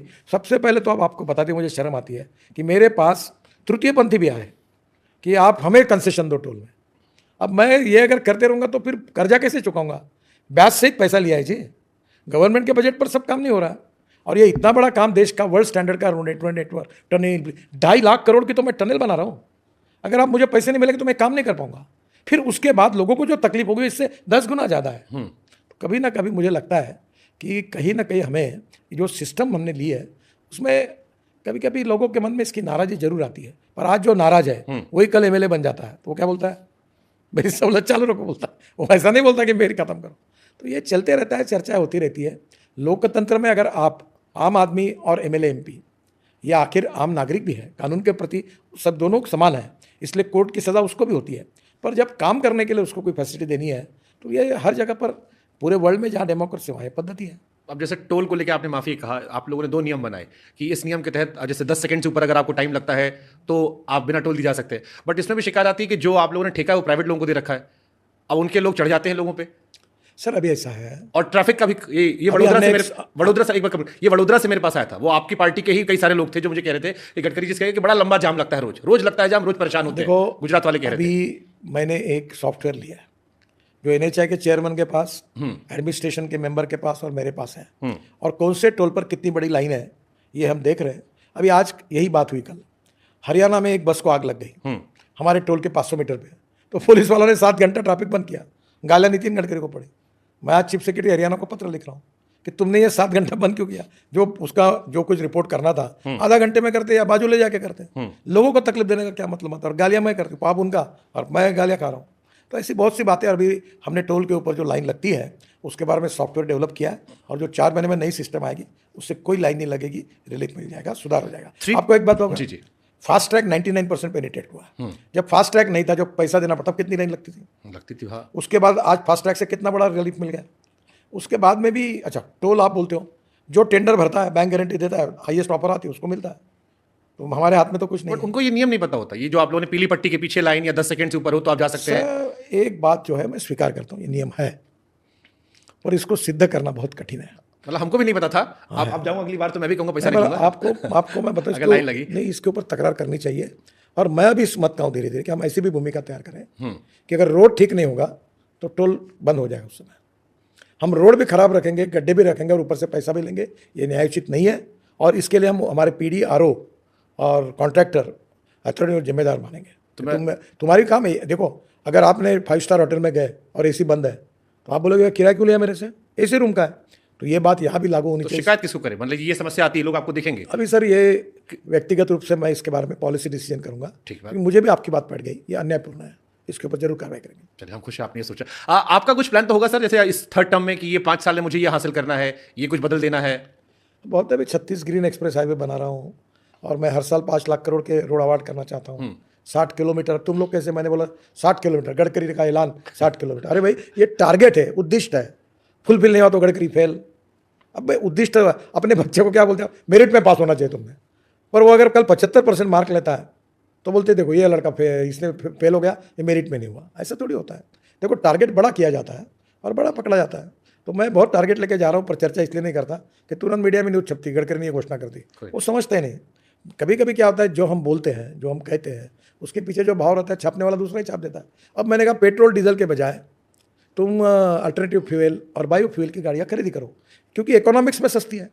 अब मेरी इथेनॉल की इनोवा है, 60% बिजली तैयार करती है और 40% इथेनॉल चलती है, उसका पेट्रोल की तुलना में एवरेज 25 रुपये लीटर आता है कीमत पेट्रोल की, तो फायदा है। अभी इलेक्ट्रिक 1 लीटर अगर पेट्रोल लगता है 120 रुपये का एक टू व्हीलर को, उसके बजाय 7 रुपये की बिजली लगती है। अभी मैंने आज एक मोटरसाइकिल लॉन्च की, तो मेरा आपको कहना यही है, तो वो लोगों ने छाप दिया कि गडकरी बोल रहा है पेट्रोल डीजल हम समाप्त कर देंगे। ये आपने एक जगह कहा इतना टैक्स लगा दूंगा कि बेचना मुश्किल हो जाएगा।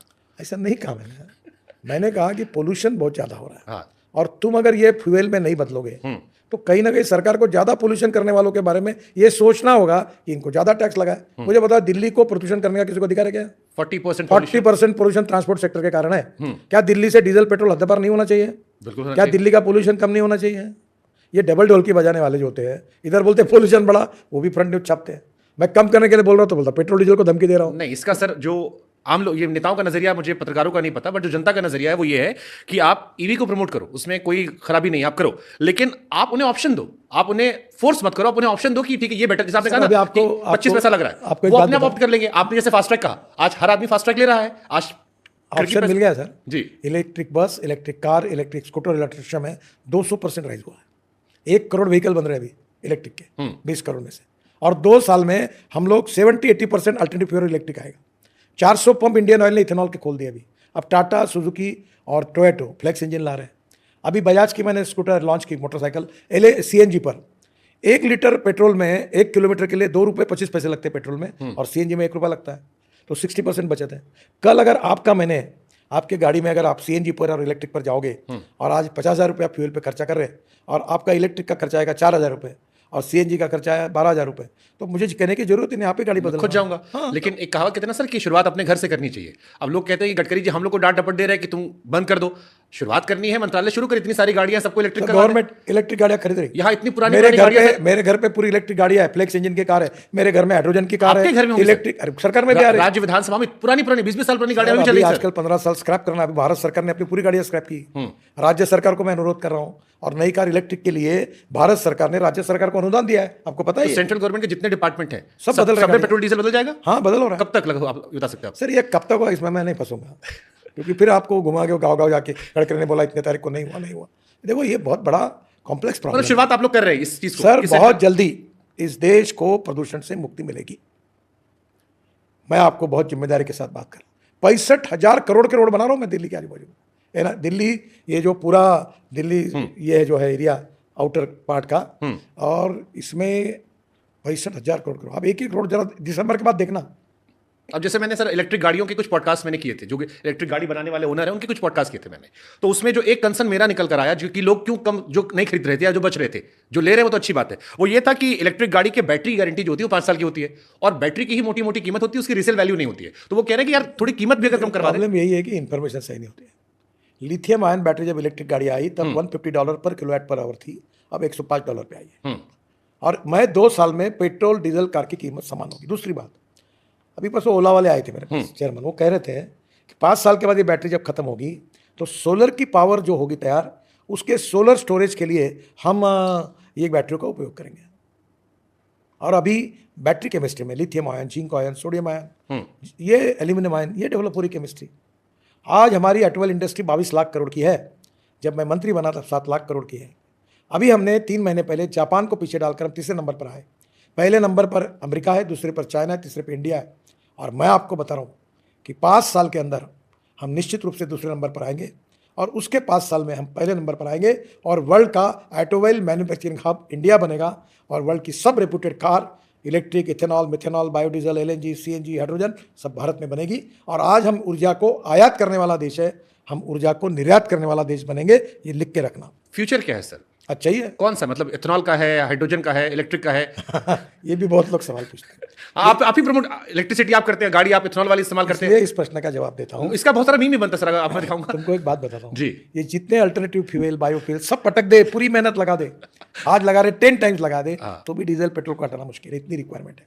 22 लाख करोड़ का फॉसिल फ्यूल का इंपोर्ट है, और इतना डमरू बजाने के बाद हमारा इथेनॉल की इकोनॉमी अभी भी 2 लाख करोड़ की नहीं बनी। अब धीरे धीरे इलेक्ट्रिक पॉपुलर हो रहा है। 5 साल के अंदर मेरा अंदाज है कि 22 लाख करोड़, ये अंदाज है बना, ये कमिटमेंट नहीं, ये घोषणा नहीं। मैं एक इन्वायरमेंट के प्रति प्रेम रखने वाले के दृष्टिकोण से बोल रहा हूँ कि हमारा इंपोर्ट जो है वो कम से कम 40% कम होगा। मतलब सोशल मीडिया पर चलता है गडकरी जी हर चीज़ से गाड़ी चलवा देंगे, एथनॉल से, हाइड्रोजन से, मिथनॉल से, इलेक्ट्रिक से। कई बार तो मैंने कहीं पढ़ा, शायद आपकी जो वाइफ है वो भी हैरान होती है कि आप क्या क्या कहते, मतलब सर मेरे पास तीनों गाड़ी है ना, आप मेरा इंटरव्यू होने के बाद तीनों गाड़ी में चक्कर मारी है। देखो मैं जो बात करता हूँ, जो हर बात सिद्ध करके दिखाता हूँ, दिखाऊंगा आपको, नहीं होगी तो क्षमा। बट आप मिनिस्टर है सर, आप जो इंडिया के ग्राउंड लेवल पे, जैसे यूपी बिहार में गांवों में या और नॉर्थ ईस्ट में गांवों में, आपको लगता है कि इंडिया तैयार है इलेक्ट्रिक गाड़ियों के लिए, हाइड्रोजन गाड़ियों के लिए? सर ये नाराज मत होना, हाँ। ये जो विद्वान पत्रकार है, विद्वान है ना, अच्छे भाव में बोल रहे हो, जो जानकार देते हैं, यही प्रश्न पूछते हैं, गाड़ी बंद होगी तो तुम धक्का मारोगे क्या, फिर इलेक्ट्रिक का क्या? किसी की गाड़ी बंद हुई देखिए आपको पता नहीं। Arunachal, Meghalaya, Tripura, Nagaland, electric scooter, electric car. अभी मैंने आज इलेक्ट्रिक बाइक को लॉन्च किया, वो श्रीलंका में डीलरशिप खोली उन्होंने।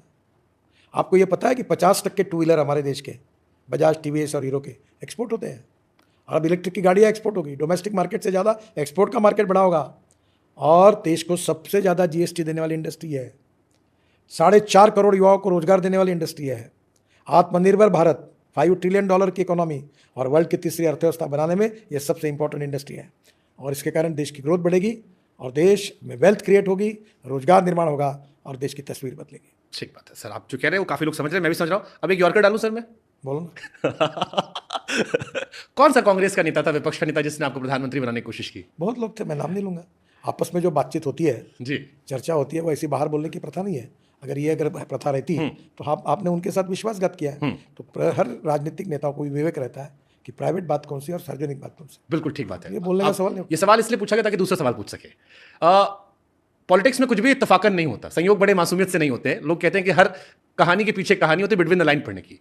कई लोग ये कह रहे थे गडकरी जी ने इस बार 240 सीट आई तब ये बात कही, इनडायरेक्टली उन्होंने कहा, मना भी किया, ये भी बताया कि पार्टी का लॉयलिस्ट हूं, और ये भी जाहिर कर दिया कि मेरे अंदर प्रधानमंत्री बनने की महत्वाकांक्षा है। मैं कोई ऐसी बातों को गिनता भी नहीं हूँ, मेरे जो मन में आता है वो मैं बोलता हूँ, मेरे को जो अच्छा लगता है मैं करता ये हूँ। क्या आपके मन में आया था जो ये आपने घटना पे शेयर की? जितने लिख रहे हैं उनके पास जाके पूछो क्या है उनका। मैंने सहज रूप से एक पत्रकारों के इसमें कार्यक्रम में मैं था, अब पुरस्कार देकर उनको मैंने कहा कि देश में विचार भिन्नता सवाल नहीं, विचार शून्यता है। चाहे मुझे कोई व्यक्ति, उसके विचार भले नहीं पड़ते हैं, पर वो व्यक्ति अपने विचारों से प्रामाणिक होता है, ये महत्वपूर्ण है। हमारे मतभेद हो सकते हैं, मनभेद नहीं होने चाहिए। और मैंने आगे ये कहा कि मैं अपने विचारधारा से कभी कॉम्प्रोमाइज़ नहीं करूँगा। My ideology is a part of conviction मेरे लिए, और इसलिए there are 2 type of politics, politics of conviction and politics of convenience. तो मैं पॉलिटिक्स के कन्विक्शन इसका विद्यार्थी हूँ, और मैं अपनी विचारधारा को, अपने सिद्धांतों को सर्वोपरि मानता हूँ। और इसलिए जब मुझे लोगों ने ऐसा पूछा तो मैंने कहा मुझे नहीं बनना है प्रधानमंत्री, I will not going to compromise with my ideology. मैं कहूँगा why you should going to make me prime minister and why I should will be prime minister with your help, because आपकी और मेरी आइडियोलॉजी डिफरेंट है, मैं नहीं करूँगा। But जब गडकरी सर, क्योंकि मैं आपकी जब पूरी पॉलिटिकल करियर को पढ़ता हूँ, पूरा पॉलिटिकल करियर, जब आप राष्ट्रीय अध्यक्ष बने वहां से लेकर आज पीडब्ल्यूडी मंत्री, और आप मोदी कैबिनेट में वो मंत्री के तौर पर जाने जाते हैं, क्योंकि मोदी जी की पावरफुल सरकार है। आमतौर पर कई बार लोग कंपेयर करते हैं मोदी जी, इंदिरा जी, तो इंदिरा जी कैबिनेट से हमें मिनिस्टर याद नहीं होते। लोग कहते हैं कि नितिन गडकरी वो मिनिस्टर हैं जिन्हें 2050 में भी लोग कहेंगे कि हाँ हाँ एक पीडब्ल्यूडी मिनिस्टर थे और बड़ा गजब काम किया, ऐसा चलता है। तो आपकी अपनी आइडेंटिटी है, एक अपना इंडिपेंडेंट डिपार्टमेंट चलता है। लेकिन जो स्टेटमेंट्स आपके कई बार आते हैं, जैसे एक स्टेटमेंट था, जो अपना घर नहीं संभाल सका वो देश नहीं संभाल पाया। एक स्टेटमेंट था राजस्थान में, इधर गधे उधर गधे, घोड़ों के पास नहीं है घास, गधे खा रहे चमनप्रास, वैसे से आपने उस पर मौज काट ली। तो कई बार आप कह तो देते हैं, लेकिन आपकी पार्टी में बैकफायर कर जाता है। आप जैसे अच्छे लोगों ने ये कभी भी ऐसे गलत बातों को इस्तेमाल नहीं करना चाहिए। ये मेरे एक एक भाषण ये 35-40 मिनट के हैं। ये वाक्य के पहले मैंने 5 मिनट कुछ कहा है, बाद में कुछ कहा हुआ है, और उसके रेफरेंस को काट कर एक वाक्य को कह देना और फिर उसको रिपीट करके उसके ऊपर लोगों के मन में कन्फ्यूजन क्रिएट हुआ ऐसी बात करना, it is against the ethics of journalism. मैं आपके लिए नहीं कह रहा। पहली बात मैं बोथ वे सर, नहीं, देखो मैं हमारे कार्यकर्ताओं को ये कहता हूँ कि पहले तुम ईमानदारी से अपना घर परिवार संभालिए, फिर राजनीति करिए। राजनीति या पैसा कमाने का धंधा नहीं है। अगर no philosophy can be taught to empty stomach, Vivekananda ji ने कहा है, अगर आपके बेटे, आपकी पत्नी घर 2 समय रोटी नहीं खाएगा, कपड़े नहीं लेगा, तो कैसे होगा? तो पहले घर ठीक संभालिए, फिर देश के लिए और समाज के लिए काम करिए। अब इसका संबंध आपके वाक्य से कहाँ लगता है? ऐसे ही वाक्य राजस्थान में कांग्रेस की सरकार थी, और मैंने ये कहा कि जो अच्छे लोग हैं, ईमानदार है, जो अच्छे कैरेक्टर के हैं, जो विजन रखते हैं, उनको इलेक्टिव मेरिट नहीं है, और जिनको इलेक्टिव मेरिट पब्लिक में चुन कर आते हैं उनको बाकी बातें उनसे अपेक्षा करते, पर वो कर नहीं पाते। तो ये है कि हमें अच्छी पार्टी, अच्छा नेता चुनना होगा। अगर हम जात पंथ धर्म भाषा और सेक्स के आधार पर वोट देंगे तो हम तकलीफ में आएंगे। मैं उनको ये पूछा कि आप कोई रेस्टोरेंट में जाते हो तो फूड टेस्ट करते हो, तो वो रेस्टोरेंट वाले किस जात का और धर्म का पूछते हो क्या? नहीं पूछते हो। आप हार्ट का ऑपरेशन करते हो तब डॉक्टर के पास जाते हो तो ये कौन से जात का पूछते हो क्या? नहीं पूछते हो। अच्छा डॉक्टर है उसके क्या करते हो? फिर वोट देते समय भी जात पंथ धर्म भाषा सेक्स न करते हुए जो हमारे देश का समाज का भविष्य बदल सकता है, गरीबों को दूर कर सकता है, उसको वोट देना चाहिए। अब ये भाव में मैंने कई भी बात है, इसका संबंध जो चाहे वो कुछ भी इंटरप्रेट कर बट ये सकता तो दोनों, जैसे राहुल जी ने नहीं कहा था जैसे आलू डालो सोना निकलेगा, बीजेपी वाले प्रवक्ता हमारे टीवी डिबेट में बैठ बैठ कितनी बार कहे, हम लोग खुद करेक्ट करते थे। तो ये तो दोनों साइड चलता है सर, दोनों साइड इसका यूज मिसयूज होता सर, है। मैं बहुत साफ हूँ। जैसे आपने कुछ सवाल पूछे, मैंने कहा हमारा प्रॉब्लम है, हमारी गलती है, हाँ। हम सुधारेंगे। रोड एक्सीडेंट में मैंने मान्य किया, गड्ढा था मान्य किया, और मैं भी जानकारी रखता हूँ। तो मैं आपको एक बात बताता हूँ, ये एक दुर्भाग्यवश कुछ लोगों की लत हो गई है, आदत हो गई है कि किसी के भी भाषण से ट्विस्ट करके हेडलाइन कैसी मिलेगी, और ये हेडलाइन मिलाने के चक्कर में उल्टा तिल्टा छपवा दो। बहुत बार मैंने अनुभव लिया इसका। मैं भारतीय जनता पार्टी का प्रेसिडेंट था, यही दिल्ली वाले मीडिया मेरे पीछे लगे, मेरे ऊपर कुछ नहीं हुआ, ना मेरे ऊपर कोई इंक्वायरी हुई, ना कोई दोषी साबित हुआ, मेरा करियर खराब करने का तो काम किया उन्होंने। ये जो प्रॉब्लम है कि ये जो सस्ती पत्रकारिता है ये लोकतंत्र को मजबूत नहीं करेगी। मैं गलत करूंगा, जरूर लिखिए, वेरीफाई करिए, जानकारी लीजिए, और उसके बाद आपका कॉन्शियस कहता है कि इन्होंने गलत काम किया तो ठोकिए, कोई प्रॉब्लम नहीं आता। पर आप न्यूज़ मिलाने के लिए ना पूछते हो किसी को, ना चर्चा करते हो। कोई एक, अभी आजकल क्या पद्धति होगी कि एक कोई छोटा पत्रकार अपने वेबसाइट पर एक गलत न्यूज़ छापता है और देश के जो नंबर 1 के बड़े बड़े होते हैं उसका आधार लेके न्यूज़ चला देते हैं। देखिए, और वो भी कैसा होता है, जो सॉफ्ट टारगेट होते हैं उनको पहले टारगेट करते हैं, जो लोगों से डरते हैं उनको हिम्मत नहीं होती उनकी लिखने की। तो मुझे लगता है इंडिपेंडेंट, इम्पार्शियल, फेयर जुडिशरी जैसी होनी चाहिए, वैसे इंडिपेंडेंट, इम्पार्शियल, फेयर पत्रकारिता भी होनी चाहिए। तो why always Nitin Gadkari sir? मेरा कभी नहीं। क्योंकि देखो सर, आप वाई नॉट, इज करेक्ट, ये करेक्ट नहीं है। इस देश के पत्रकारों ने मेरे ऊपर प्रेम किया है। नहीं, मैं उस कॉन्टेक्स्ट में नहीं कह रहा हूं सर। जैसे आपकी गवर्नमेंट, मोदी जी गवर्नमेंट जो है, उसमें बाकी किसी मिनिस्टर को लेकर कभी ऐसी बातें नहीं आई। जब मैं देश के तमाम चैनलों को देखता हूं, जब आपको रिसर्च करता हूं, जो बड़े चैनल है जहां पर आप भी जाते हैं, इंटरव्यू देते हैं सर, इस देश तो वो हाईलाइट करते हैं कि नमस्ते किया गया, आपके हाथ ऐसे, आपकी बॉडी लैंग्वेज को लेकर क्वेश्चन करते हैं। विश्वास है। वो जो फोटो आया था ना, हाँ। उसमें पहले वो मेरे पास आए, मैंने उनको नमस्कार किया और मैंने हाथ नीचे किया और वो आगे निकले। हाँ। फिर मेरा फोटो दूसरे को नमस्कार मेरा निकाला और कहा कि मैंने नमस्कार नहीं किया। बट देख लो, किसी और नेता को लेकर वो नहीं छापते। आप तो डिफेमेशन भी कर सकते हैं। मुझे नहीं करना है। देखो, मैं अपनी क्रेडिबिलिटी, इतने लोगों के उनके मेरा कोई नुकसान नहीं होता। देखो, इस देश के अनेक पत्रकारों ने मुझे अनेक सालों से प्रधानमंत्री का उम्मीदवार बना दिया। मैं आया क्या किसी के पास? ट्रू। मैंने बोला कि कभी हर चुनाव में मेरे को वो बोलते कि सीटें कम आएगी तो ये बनेगा। तो ये जो प्रॉब्लम है उन पत्रकारों का है जो गॉसिप लिखते। देखो, मुझे एक ने बताया कि जिस हीरोइन का पिक्चर चलता है उसी पे गॉसिप लिखते हैं बोले। तो अब मेरे बारे में गॉसिप इसलिए लिखते होंगे तो शायद मेरा पिक्चर चल रहा होगा। अब मैं क्या कहूँ? नितिन गडकरी जी वो शख्स हैं जिनके लिए बीजेपी के राष्ट्रीय अध्यक्ष बनाने के लिए संविधान में परिवर्तन किया गया था, और आप एक पावरफुल पार्टी प्रेसिडेंट रहे, यंग प्रेसिडेंट थे आप। लेकिन अब जब हम देखते हैं कि आपको संसदीय बोर्ड में जगह नहीं दी गई, केंद्रीय चुनाव समिति में नहीं रखा गया, आपको तकलीफ होती है सब चीजें? क्या आप एक पावरफुल लीडर है, आपकी अपनी फैन फॉलोइंग है, और अभी भी लोग कहते हैं सर, ये लाइन में कंप्लीट कर दूं कि अभी भी गडकरी जी उन नेताओं में से हैं जिनके यहाँ लोग आ सकते हैं, मिल सकते हैं, वो गैप नहीं बना उनका। देखिए, तो ये बुरा लगता है आपको? मैं एक बात पे विश्वास रखता हूँ कि मंत्री बन जाता है वो एक्स मंत्री होता है, अध्यक्ष बनो जब बनता है वो एक्स अध्यक्ष हो जाता है, एमएलए होता है वो एक्स एमएलए होता है, एमपी होता है वो एक्स एमपी होता है, कार्यकर्ता कभी एक्स कार्यकर्ता नहीं होता। मैं इस विचारधारा के लिए और संगठन के लिए काम करने वाला एक कार्यकर्ता हूँ। ये मेरा पद मुझसे कोई नहीं छीन सकता, और किसको बनाना या नहीं बनाना ये मेरा अधिकार नहीं। ये पार्टी अध्यक्ष का और है, बनाए तो ठीक, नहीं बनाए तो ठीक। किसी ने नहीं बनाया तो मेरे को तकरार नहीं करनी है। अब मैं कल जम्मू कश्मीर में जा रहा हूँ, पार्टी ने कहा जाना है, गया। फिर हरियाणा में जा रहा हूँ, बुलाया तो भी ठीक, नहीं बुलाया तो जो पार्टी काम देगी वो मैं करूँगा। तो मुझे उसकी चिंता नहीं, मैंने कभी इसकी चिंता भी नहीं की और करता भी नहीं हूँ। ठीक है, वंस फॉर ऑल, एक लास्ट क्वेश्चन पॉलिटिकल क्वेश्चन छोड़ दूंगा मैं, थोड़ा बस जल्दी खत्म करो सर। ये आपको लेके एक बहुत सारे अखबारों में आर्टिकल और चैनलों में भरा पड़ा है कि जब आप पार्टी प्रेसिडेंट थे तो आप अमित शाह जी को बहुत वेट कराते थे। मोदी जी, आप जब पार्टी प्रेसिडेंट बने, he was only chief minister जो नहीं आए। How is your bond with Modi ji और अमित शाह साहब?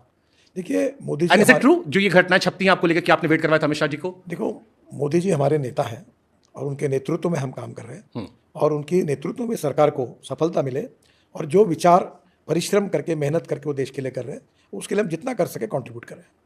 और रही बात, तो मेरे अभी आप भी रुके थे, अब मैं क्या करूं? मेरे 100 लोग आते हैं और मुझे आपसे ज़्यादा समय देना था, तो आपको पोहा खा के बैठना पड़ा यहाँ। तब तक मैंने छोटे छोटे लोगों को निपटा लिया। तो कभी जो बड़ा व्यक्ति आता है तो उसको मैं ज़्यादा देर बोलना है तो उसको रुकना पड़ता है। आज आपको भी रुका है, तो मेरा उद्देश्य तो खराब नहीं था। ट्रू। तो अब ये तो क्या, इसमें कभी मैंने ऐसा नहीं किया। पवन सिंह जी से आपके रिश्ते हैं भोजपुरी? मेरे साथ दुनिया भर के सब अच्छे भले मुझसे किसी बुरे ने कहा कि आपको भोजपुरी बड़ी पसंद है। अब हमको आप मराठी भोजपुरी बड़ा कल्चरल डिफरेंस, और फिर पवन सिंह का नाम गानों में भेंट हो रहा था, फिर आप गाने के भी शौकीन। सर मैं सभी भाषाओं के गाने सुनता हूँ। आजकल मैं भूपेन हजारिका का गाना सुनता हूँ बहुत। मैं अलग अलग, मुझे जावेद अख्तर और गुलजार बहुत पसंद है। वीर झरा, वीर ज़रा, और उस पर चित्र में उसके बहुत गाने में कौन सा सुनता हूँ। गाना? हाँ, सभी अच्छे हैं। तेरे लिए, हाँ बिल्कुल। दो और पल रुका। देखो मदन मोहन का संगीत है, उमर गए, उन्हें ट्यून बना के क्या रखा। बात, कितने सालों बाद रिलीज किया गया? बहुत सुंदर है। देखो मैं मराठी सुनता हूँ, संगीत सुनता हूँ। देखो मैं आपको एक बात बताता हूँ, मुझे ना किसी के इंटरव्यू से मतलब है, ना कोई अखबार वाले से मतलब है। जिसने अच्छा कहा वो भी अच्छा, बुरा कहा वो बुरा कहा।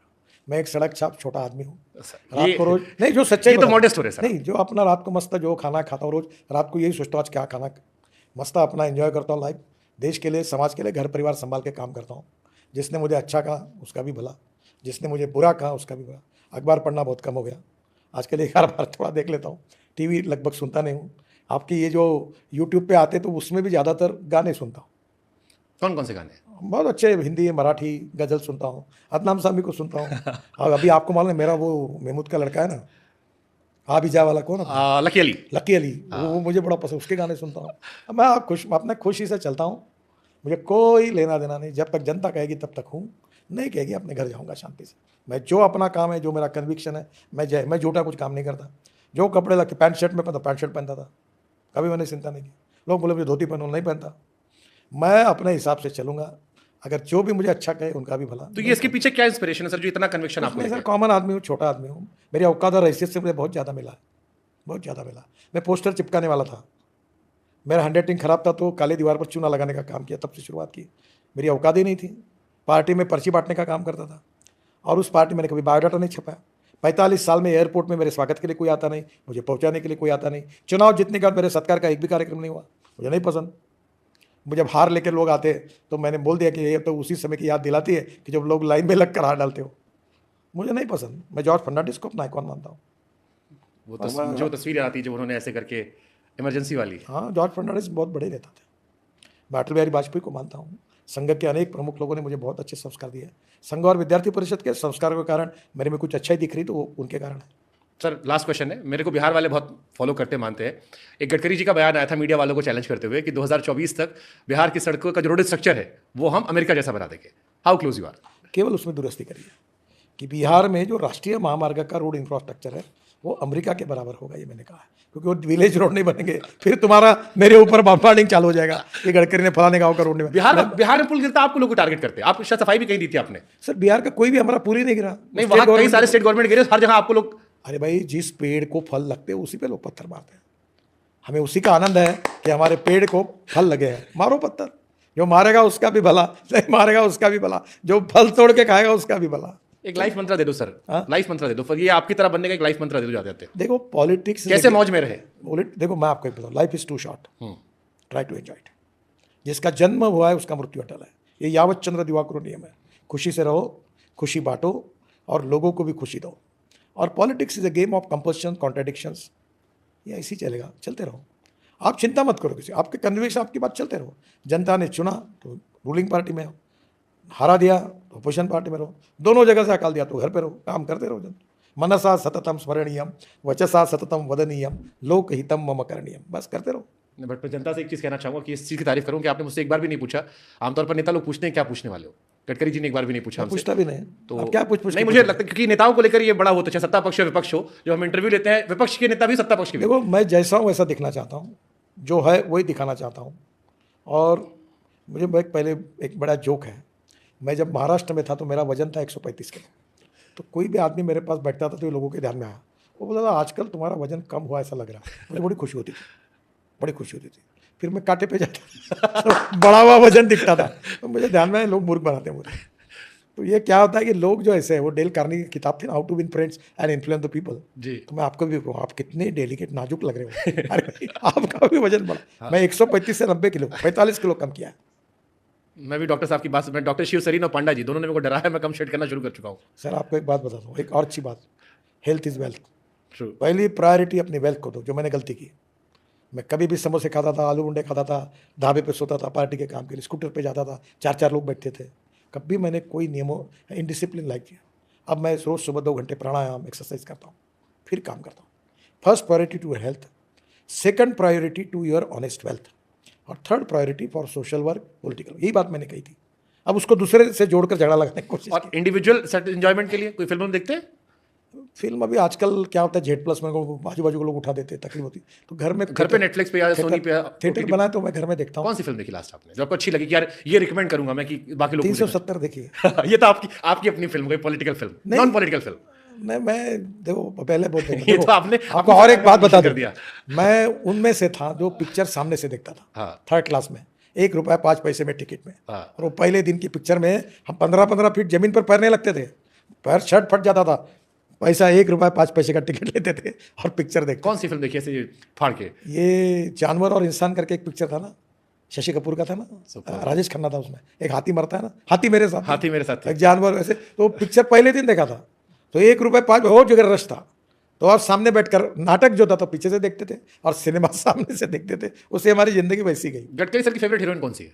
हाँ, फेवरेट हीरोइन? मेरे समय मुझे रजनीगंधा पिक्चर बहुत पसंद था। हीरोइन सर, हीरोइन कौन हाँ, पसंद? बता रहा हूँ, मनु भंडारी करके एक लेखिका थी जी। उनकी कादम्बरी थी यही सच है, रजनीगंधा। आपको शायद देखा मालूम नहीं, रजनीगंधा फूल तुम्हारे। उसमें एक दिनेश ठाकुर करके दिल्ली के और अमूल पालेकर, उसकी विद्या सिन्हा करके थी। तो वो विद्या सिन्हा मुझे बहुत अच्छी लगी, बहुत अच्छा काम करती थी। तो मैंने एक बार स्मृति ईरानी को कहा, वो सीरियल वगैरह में आती थी, बोला कुछ भी करो एक दिन विद्या सिन्हा को मिला दो। तो बोले जरूर, उससे बात की। पर कभी वो बाद में एक बूढ़ी हो गई, अभी 1-1.5-2 साल में शायद उनका देहांत हो गया। तो एक उसकी एक इमेज मेरे मन में थी। जया बच्चन ये नहीं पसंद? आपके साथ संसद में रहती हैं आजकल, तो काफी बीजेपी वालों से उनकी बन रही है, स्पीकर से लेकर सबसे। देखिए, पहली बात तो ऐसी, वो भी प्रतिभाशाली अभिनेत्री है। अमिताभ बच्चन बहुत अच्छे अभिनेता हैं। देखो, हर आदमी की अपनी कुछ ना कुछ पहचान होती है। अभी संतोष आनंद का वो गीत यूट्यूब पे आया ना, वो जो मुकेश ने गाया, हुआ कितना सुंदर गीत है, लता मंगेशकर ने। तो कहीं ना कहीं आप शैलेंद्र जी के गीत, राज कपूर के बहुत गीत सुंदर, हाँ। मुकेश के बहुत। मेरे घर पर 6 बार नितिन मुकेश का कार्यक्रम हुआ है। मैं मुकेश को पसंद करता हूँ, गुलाम अली को पसंद करता हूँ। मैंने आपको कहा ना, ये आ भी जा, लकी अली, उसको अच्छा, अदनाम सामी को सुनता हूँ मैं, भजन सुनता हूँ, कभी गीता सुनता हूँ। देखो, ये जीवन में जैसे मशीन में बेरिंग के बीच में जब ग्रीस डालेंगे ना तो आवाज़ बंद होता है, वैसे जीवन में साहित्य, संगीत, कवि, नाटक, सिनेमा, स्पोर्ट्स, इसका भी मैं सांस्कृतिक महोत्सव करता हूँ। 50,000 लोग आते हैं, 17 दिन का, पूरे देश के कलाकार आते हैं। फिर क्रीड़ा महोत्सव करता हूँ, 17,000 खिलाड़ी भाग लेते हैं। मैं अपने साथ, मुझे बड़ा आनंद आता है सब करते सब। दोस्त बचे आपके पुराने? पूरे दोस्त है, फुटपाथ पर रोज। मुझे अच्छा होटल का खाना पसंद नहीं है। मैंने सुना कि आप सड़क पे आते जेड प्लस वाले परेशान करते कि मतलब वो क्या, वो अपना काम कर रहे हैं। रात को 11 बजे रश कम होने के बाद बराबर जाता हूँ, ये दिल्ली के होटल में जाता हूँ, सब जगह जाता हूँ। सब पहले से ही है सर, मेरा लाइफ जैसा वैसा चलेगा। I want to enjoy my life with my own ways. Super super. जो नई पीढ़ी के बच्चे सर, क्या मैसेज देंगे लाइफ में जो ग्रो कर रहे हैं? खुशी से रहो। देखो, एक बात करो, निराश कभी मत हो। मैंने अपने लाइफ में रिचर्ड निक्सन की एटोग्राफी पढ़ी थी, उसका एक वाक्य ने मेरे जीवन को बदल दिया। The man is not finish when is defeated, but he is finish when he quits. युद्ध में हारने के बाद कोई समाप्त नहीं होता, युद्ध में भी छोड़कर जब भाग जाता है तब वो समाप्त होता है। मेरे को अटल जी की लाइन याद आ गई, जब चुनाव 2003 या 4 में हारे थे और पहली प्रेस कॉन्फ्रेंस की और कहा, ना टायर्ड हूँ ना रिटायर्ड हूँ। चलता है, life is a game of compromises, compulsions, limitation and contradiction. चलते रहना चाहिए। Thank you so much. नमस्कार। Lovely talking to you. Thank you.